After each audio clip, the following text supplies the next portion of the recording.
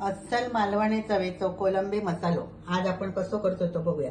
इकडे मी घेतले कोलंबी, ती साफ करून घ्यायची आणि त्याला थोडासा मीठ, हळद आणि थोडा लाल तिखट टाकून अर्धा तास ठेवून द्यायची। इकडे घेतले 2 बारीक चिरलेले कांदे, इकडे थोडं चिंचेचं पूड आणि इकडे कांदा आणि खोबऱ्याचा वाटण जे आम्ही नेहमी सगळ्या मसाल्यात घालतो।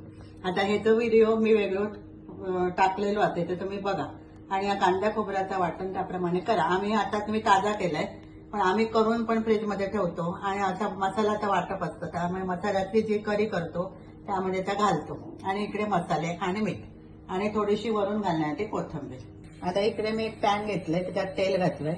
आता तेल चांगला कडकडीत झाला की त्याच्यामध्ये घालायचो कांदो।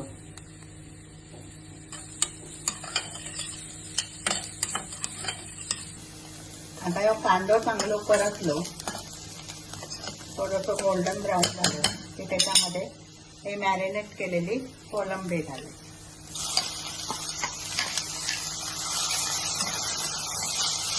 चांगली परतवून घ्यायची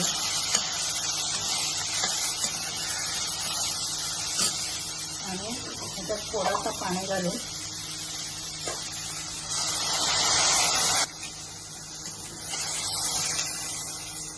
आणि ह्याच्यात घालायचो तर चिंचेचं पूड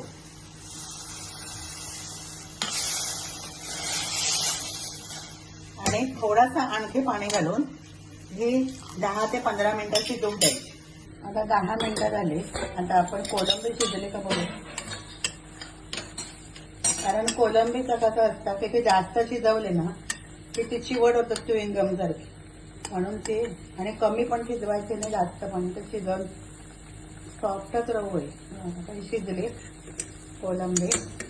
आता ह्याच्यात आपण घालूया मसाले। त्यात 1 चमचा हळद आणि 2 चमचे आमचं मालवणी मसाला आणि इकडे चवीप्रमाणे मीठ।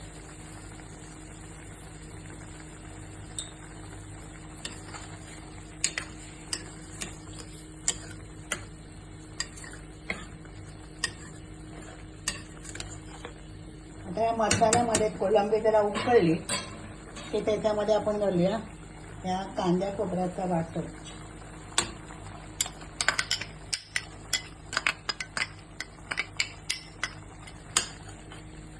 तुमका हा मसाला जेवढं पातळ होईल त्याप्रमाणे याच्यामध्ये पाणी घालायचं।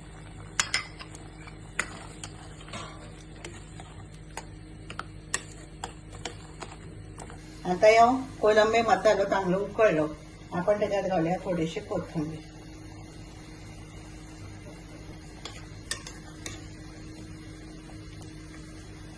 आता कोलंबी मसाला तयार, आपण गॅस बंद करूया। असं जो कोलंबी मसाला आता तयार झालो, आता आपण एका प्लेट मध्ये काढून घेऊया।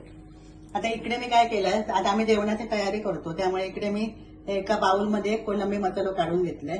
इकडे घेतलं 1 मूठ भात आणि मी सकाळी घावणे केलेले त्यामुळे मी घावणे, पण तुम्ही भाकरी बरोबर का चपाती बरोबर खाऊ शकता किंवा भाताबरोबर पण खाऊ शकता। अशा प्रकारे तुम्ही बनवा, खा आणि रेसिपी आवडली तर लाईक करा, शेअर करा, सबस्क्राईब करा।